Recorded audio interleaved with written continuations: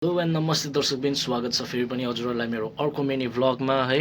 र आज चाहिँ म हजुरहरूको प्रश्नको उत्तरहरू लिएर आइरहेको छु र धेरैजनाले चाहिँ मलाई मेसेज गरिरहनु भएको छ नि त कि कसरी चाहिँ अप्लाई गर्नु है, क्रुजको लागि चाहिँ कसरी चाहिँ अप्लाई गर्नु, के छ प्रोसेस, के डकुमेन्ट्सहरू चाहिन्छ, हामीले किन रेजिस्टर गर्दाखेरि रेजिस्टर नभएको है क्रुज करियर्समा या कुनै पनि रेजिस्टर गर्ने कम्पनी वेबसाइटमा भनेर चाहिँ प्रश्नहरू आइरहेको थियो होइन।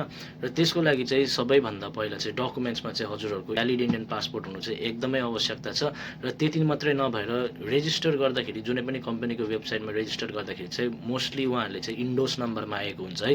र यसरी धेरै मेसेजहरू पनि आएको थियो है, दा इन्डोस नम्बर चाहिँ के हो, कसरी पाउँछ इन्डोस नम्बर चाहिँ भनेर। इन्डोस नम्बर चाहिँ तपाईँको Indian national database of seafarers हो है। र यो चाहिँ तपाईँहरू स्पेसली फ्रेसियर हुनुहुन्छ र अप्लाई गरिराख्नु भएको छ भने चाहिँ जुनै पनि डिजी सिपिङ अप्रुभ इन्स्टिट्युटमा गएर चाहिँ यो नम्बर लिनु सक्नुहुन्छ है। यो नम्बर जेनेरेट गर्नु लागि चाहिँ तपाईँले आफ्नो डकुमेन्ट्सहरू लिएर गएको हुनुपर्छ, 10 पास सर्टिफिकेटहरू है, सबै आधार कार्ड के छ तपाईँहरूको मेन इम्पोर्टेन्ट डकुमेन्ट्सहरू चाहिँ लिएर गएको हुनुपर्छ है। पासपोर्ट एकदमै इम्पोर्टेन्ट हो।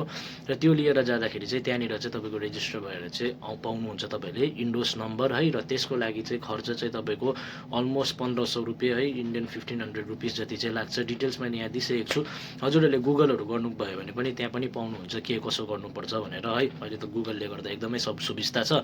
र इन्डोस नम्बर पाएपछि चाहिँ यदि तपाईँहरू फ्रेसर हुनुहुन्छ भने चाहिँ त्यति नै बेला तपाईँहरूले बेसिक एसटिसिडब्ल्यू कोर्स गरेको चाहिँ एकदमै राम्रो, किनभने विदाउट एसटिसिडब्ल्यू है, एसटिसिडब्ल्यू कोर्स नगरी चाहिँ सिपमा आउनु चाहिँ एकदमै सकिँदैन है। एसटिसिडब्ल्यू चाहिँ एकदमै इम्पोर्टेन्ट कोर्स हो, यो चाहिँ तपाईँको बेसिक कोर्स हो। यदि तपाईँ होटेल डिपार्टमेन्टमा जोइन गर्नुहुँदैछ भने चाहिँ, यदि तपाईँहरू टेक्निकल डेक डिपार्टमेन्टमा जोइन गर्नुहुँदैछ भने फर्दर एक्स्ट्रा एसटिसिडब्ल्यू कोर्सहरू पनि हुनेछ है। र अकर्डिङ टु कम्पनी तपाईँहरूले गर्नुपर्ने हुनेछ। र एसटिसिडब्ल्यू बेसिक एसटिसिडब्ल्यू चाहिँ एकदमै इम्पोर्टेन्ट हो। र सीफेयरर्स आइडेन्टिटी कार्ड भन्छ है, एसआइडी, त्यो पनि हुनु आवश्यकता छ। र त्यहीबाट इन्स्टिट्युटबाट नै सबै अप्लाई गर्नु सक्नुहुन्छ तपाईँहरूले है। इन्स्टिट्युटको नामहरू पनि मैले यस प्रकारले यहाँ दिइसकेको छु, तपाईँहरूले हेर्नु सक्नुहुन्छ है। एकदमै डिजी सिपिङ अप्रुभड इन्स्टिट्युटबाट मात्रै गर्नुहोस् होला है, किनभने यताउतिबाट फेक बनेर यताउति केही चाल पायो भने further you won't be able to sell है। कलकत्तामा छ तपाईँको धेरैवटा इन्स्टिट्युट है डिजी सिपिङ अप्रुभ, मुम्बईमा छ, गोवामा छ, चेन्नईमा छ, बेसिकली हाइटेक सिटिजमा सबैमा छ है। र मैले मोस्टली मुम्बई र कलकत्ताको चाहिँ जति चिनेको छु र मैले दिएको छु र मैले आफैले गरेको चाहिँ यो है, मुम्बईमा चाहिँ यो हो, अनि कलकत्तामा लास्ट टाइम मैले रिन्यू गरेको चाहिँ यो इन्स्टिट्युट हो। यिनीहरू पनि एकदमै राम्रो छ है। फेयरहरू कति लाग्छ कसो लाग्छ डिटेल्स दिइसकेको छु है। एसटिसिडब्ल्यूमा मलाई जहाँसम्म लाग्छ है, एसटिसिडब्ल्यू गरेको चाहिँ तपाईँको 15,000 जति खर्च लाग्छ। रिक्रुटमेन्ट प्रोसेस फ्री भन्दामा है, सबै कम्पनीले फ्रीमा लिँदैन क्रुहरूलाई होइन। र जस्तो कि म अहिले जुन कम्पनीमा छु है, कार्निभल युकेको P&O क्रुजेस, र यसको चाहिँ रिक्रुटमेन्ट एकदमै फ्री हो।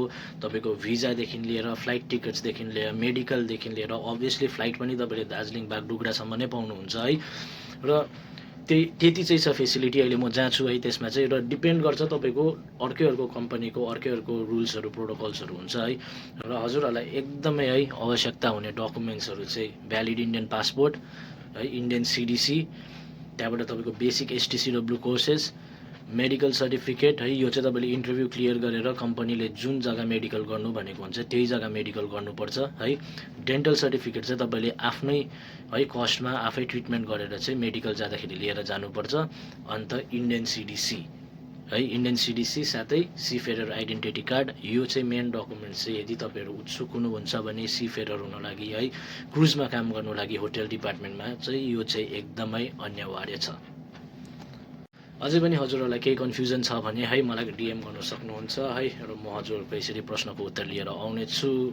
आशा गर्दछु तपाईँलाई यो भिडियो मन पर्यो होला है। र यसरी नै भिडियोहरू अपलोड गर्दै गर्छु। त्यतिन्जेलको लागि हजुरहरू सबैजना स्वस्थ बस्नुहोस्, खुसी बस्नुहोस्। अन्त यदि तपाईँहरूको चिनाजानालाई पनि अगाडि बढाउनु छ भने यो भिडियोहरू सेयर गरिदिँदा हुन्छ है। त्यतिन्जेलको लागि भेटौँ अर्को भिडियोमा।